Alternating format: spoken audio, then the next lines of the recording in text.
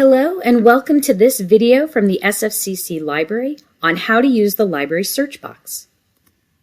In this video, you will learn what content the library search box searches, how to log into your library account to save items, how to use the library search box and its filters, and how to read the result records. So first of all, how do you get to the library search box? From the Spokane Falls Community College homepage, use the menu along the top of the screen to click on Student Tools, and from this drop-down menu, select Library. This is the SFCC Library homepage. In the center of the page, you will see a large white search box. This is what we're referring to when we talk about the library search box. What does this library search box do? Well, it searches all of the physical resources at SFCC and SCC libraries, and it searches most of the digital resources available from SFCC and SCC libraries. Please note, not all of the library databases can be searched using this library search box. You can absolutely use the search box from this page, but if you plan on doing a lot of research and you want to keep track of the sources that you're finding, basically save those items to your account, I encourage you to log into My Library account. The button is located underneath the library search box. To log in, click on My Library account, and you may be prompted to sign in. You sign in with your Bigfoot email. This is your first name, first initial of your last name, the last 4 digits of your student ID at bigfoot.spokane.edu. Your password should have been emailed to you when you first enrolled at the school. You may have changed it since then. If you don't know your password, please call the IT support help desk at 509-533-4357 and choose option 2. Once you've logged in, you should see your name in the top right-hand corner of the screen. So now let's talk about searching. If the search box doesn't appear, you can click on New Search from the very top of the screen, and this will allow you to do your basic search. Please note, after the search box, there is an option for an advanced search, but for this demo, I'm going to focus on the basic search. In this search box, you want to type in a specific phrase or a word or two that must appear in the results. Do not ask a question like you might in Google. So let's say I want to learn more about astronomy and specifically Jupiter. Spelling counts. Notice it's asking me, do I want to search for these 2 words in everything? That means the physical and digital resources. Do I just want to search in books and videos? Do I only want to search in articles? Or do I only want to search in course reserves? Course reserves, by the way, are the textbooks that your instructors may have put on hold in the library. I'm going to let it search everything because typically that's what the default is, and I think that's what a lot of us do. Notice here I have a number of results. Actually, I have over 10,000 results. There are ways that I can narrow my results. I can be more specific. And if I look on the left-hand side of the screen, there is an option to tweak my results. The first option they give me is if I want to expand my results beyond the full text. We only want to see items where, in theory, we have access to the full text via our library, so I am not going to change that. The second option is how I sort my results. I can sort by relevance. I can sort by date, title, author. I'm going to leave it on relevance. The next option is availability.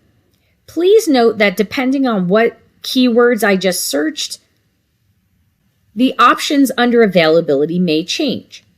On the left side of the availability options, you'll see an empty box. You can click on this box if you want to include that particular type of availability.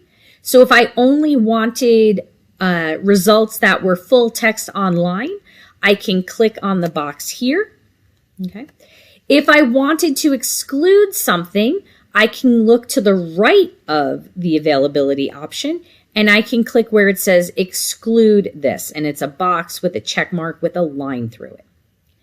At the moment, I don't necessarily care about availability, so I'm going to look down at my subject headings. Now, this is very interesting.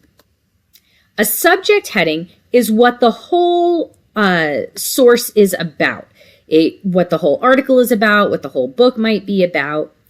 This is different than what we did initially. This is called a keyword search. When I typed in the word astronomy and Jupiter, I know that those words appear in my results. You can even see that they've underlined them in yellow. But it doesn't necessarily mean that's what the whole book is about or that's what the whole article is about. So I can use a subject to choose what the main idea of the book or article is about. Well, I definitely want the whole source to be about Jupiter, so I'm going to check the box in front of Jupiter. I can make other selections. Here's another one that says Jupiter as a planet, so I'm going to click that. And then I'm going to apply filters. You will notice that I've gone from over 10,000 results to just under 6,000 results.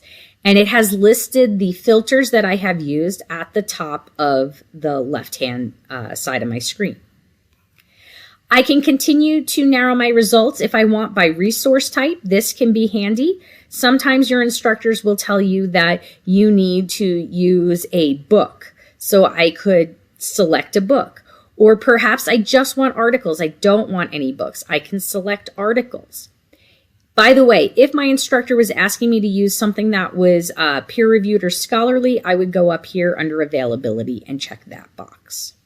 There's also an option if we want to focus on a specific database. If your instructor has said to you, hey, I really want you to use JSTOR, you could select that under databases, but you don't have to.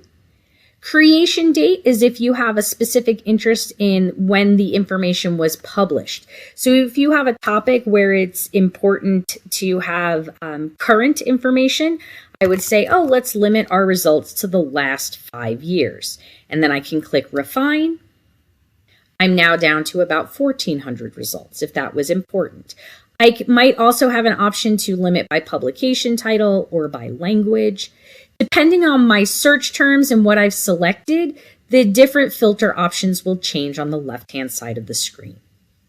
Now that you know how you can narrow down some of your results, how do you actually read the results? Well, what appears on the results page is what we refer to as a brief record. The brief record will tell you information about those sources. The first thing it will tell you is a little bit something about the source type. This first one happens to be an article. Number 2 and 3 are books. The brief record will also tell you the titles. So on numbers 2 and 3, these are books. And so you'll see that the titles are. And the first one happens to be an article. So the item in bold is the actual article title. The next item listed in the brief record are the authors of the particular article or the book. And below that, they'll tell you some publication information. This can include perhaps the journal or magazine title that the article appears in, the publication date for that source, if there's a volume or issue for that source or a page number associated with that source, that might be indicated. The first item here, that article, it's telling me what magazine it appears in, what the publication date is, the volume, the issue number, and the page numbers. For the books, it's just telling me the publication year. It will also provide me some access information. How do I actually get to this source? It may provide you a link to a website or a database if it's a digital item. If it's a physical item, it usually says something like available at. So for source number 1, you will see that it includes how to download a PDF or perhaps how to read the article. And it has a little arrow in a box to tell you how to get to those links. The second item happens to be a physical book, and you'll notice it says available at, and it tells me which library, SFCC. It'll tell me which area of the library, in this case, the new reads section. And then in parentheses, it will provide me the call number or the Dewey number. That's the address of the book.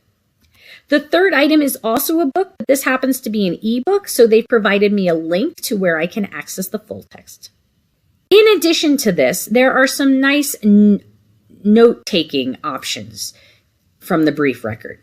If I want to save this particular source to get back to, I can use the permalink, which looks like a little chain link icon on the right-hand side of the brief record.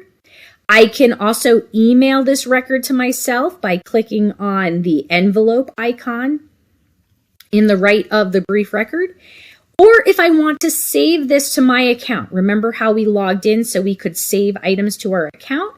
We can click on the push pin icon that is in the right of at the top right of the brief record. To get back to your saved items from the main page, look for the push pin icon to the left of your name. So it'll be along the top of the screen, kind of to the right-hand side. Now that we've talked about the brief record, there is also what we would refer to as the full record.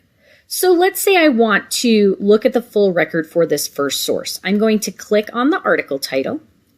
It provides me all of the brief record information at the top, but as we look in the center of the screen, there are options where we can send to. So once again, it gives me an email option and a permalink, but this is a nice option. If you look at the quotation marks, this is how you can get the citation for this source. So if you click on the button that says citation, you have options for an MLA, APA, Chicago, Harvard, AMA citation. And you can then copy and paste that citation wherever you're keeping notes.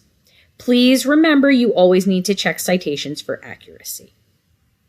In addition to this, I can continue to scroll down the full record. It'll tell me the different databases or the different places where I might be able to locate the full text.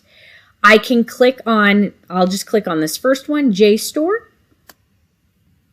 JSTOR is a library database, so it's going to ask you to log in. Once again, we're going to log in with our Bigfoot email and password.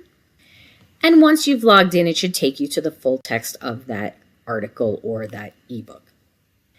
As you continue to scroll down the full record for this article, you'll notice they give you the title of the article, but they also give you the description. And so this might be a summary of that particular source.